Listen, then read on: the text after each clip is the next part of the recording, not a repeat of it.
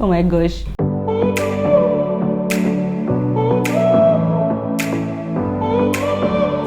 Okay, what I'm not going to do is act like it's not been over 3 to 4 years since I recorded it. Actually, let's check. Has it been 3 to 4 years? 1 year. So what I'm not going to do is act like it's not been over a year since I've been on this space.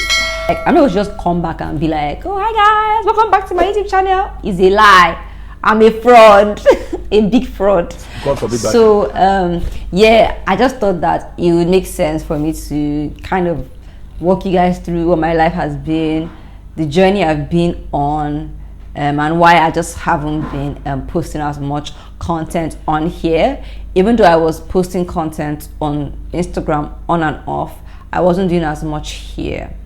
So hi guys, welcome back to my channel. My name is Ugochukwu Eliche, but I'm known as Ugo the Gogo to the virtual world. Wow, where did I start from? Life update, I'm not married. And this is very key information because it seems like everybody in Lagos is getting married. So just need to tell you guys I'm not married yet. And I think that is a huge part of my life update. A lot of the people I know, a lot of my friends, people in my circle, classmates, colleagues, they've been getting married this year. And it's funny because I think that people have been getting married every year. But you know, when it now comes close to your circle, it's now in your face that people are actually marrying. So me, I think I've attended more weddings this year than I've attended in my entire life. No cap. Somebody in your class is getting married, a friend from university, a work colleague, you know, a cousin. My brother got married this year. Woo woo. And I feel so sad that I didn't vlog because you guys know that I like my wedding content and I did not vlog. I think because I was heavily involved in the plan of that wedding. And I just thank God that, you know, everything went well. It was not easy. I think after planning that wedding, I told myself that I was not going to have a big wedding and not going to have a wedding in Lagos because Jesus Christ, it cost, and it's just like just the razzmatazz. Lagos can just be raz. I don't know, and just the craze to attend weddings. I don't know what. And like I said, maybe because it's now in my face, I'm noticing all these things, but I never knew like Lagos people loved wedding after parties this much.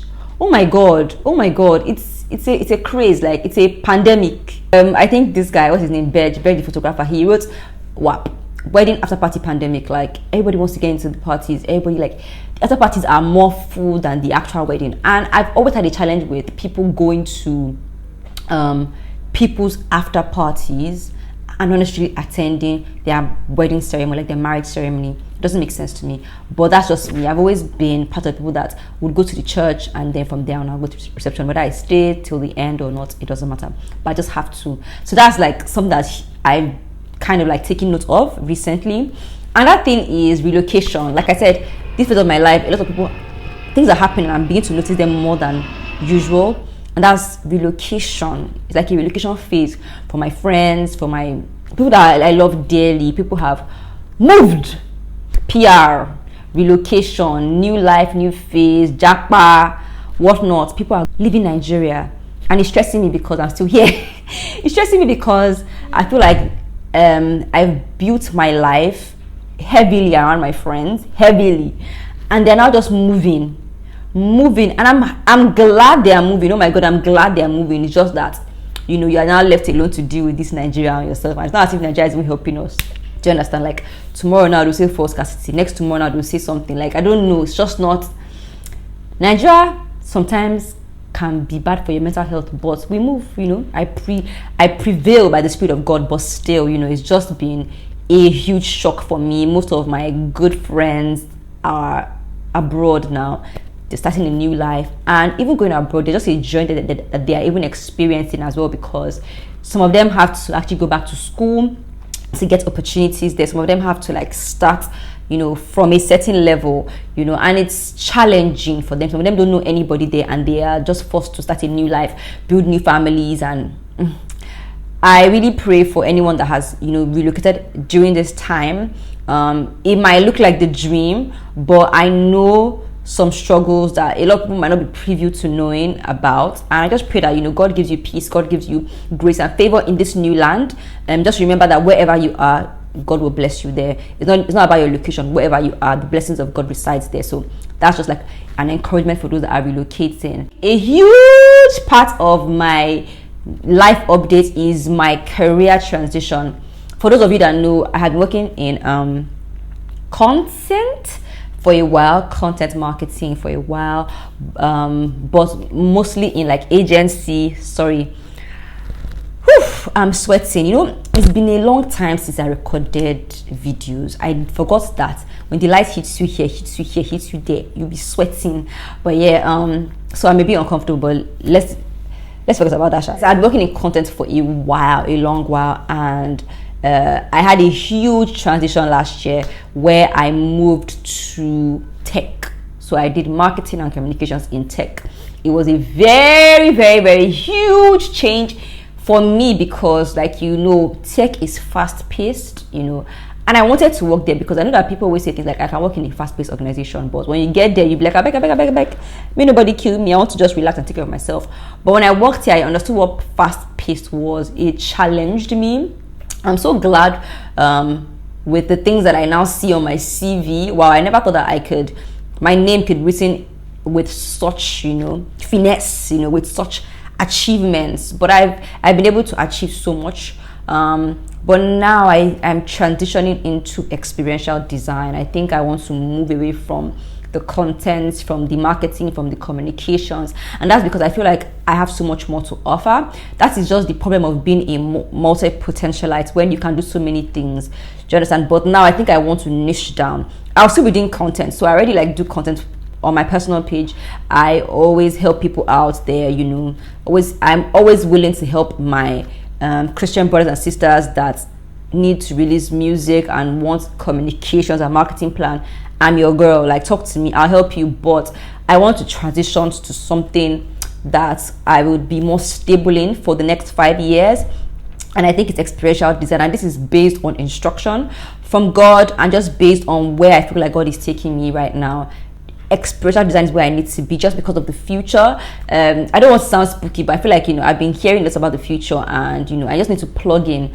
I was talking to somebody and I told my cousins that I feel like I have a lot to offer, but I just sit down and get overwhelmed by my experience now, but there's always something ahead. So I think if I try and focus on just going ahead, I will not wallow in what's happening now, because I'm thinking about it. I was wallowing in university, but now I'm a graduate, and I don't even give two rats asses. Does that make sense? No, it doesn't.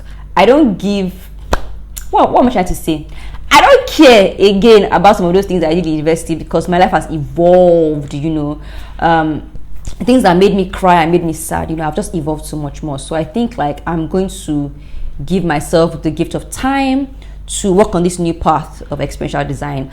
I'm really excited about that. So I covet your prayers. So pray for me. If you have tips, ideas, is anyone of you working in design, specifically for multinationals, I would like to talk to you. I'd like to know more how I can pivot, how I can position myself. This is just to tell you guys that I am back here on YouTube and I'll be more consistent. I feel like God has given me space. My room has been packed up. There's no space. It's too full. Thankfully, this year, my brother married, so we're using his room as a studio. And when he used to be here, I used to say, this your room has so much light. I not seeing the lights I'm getting from here. His room had so much light, but he wasn't doing anything in his room. So I said, okay, when his boy moves, this is the room that will become my studio. And voila, my studio has come. So I pray for the grace to be more consistent. Obviously, I will still be releasing my podcast. I think my podcasts have been easier for me to get back to just because of how I have structured it. So I think I'll just try and structure YouTube better this time around, right? And not kind of overwhelm myself by doing it very, very, very regularly. Then I would make sure that my content is shorter, because I feel like editing longer videos is just long, and I understand that YouTube works with longer watch hours, but Shikoko ni me, I don't care. I will do what I want to do. Yeah, vlogs will be back as well. Midnight call series, we are back. What I put next midnight call series? So I mean, like I always say, it's love and swag here. Bye guys.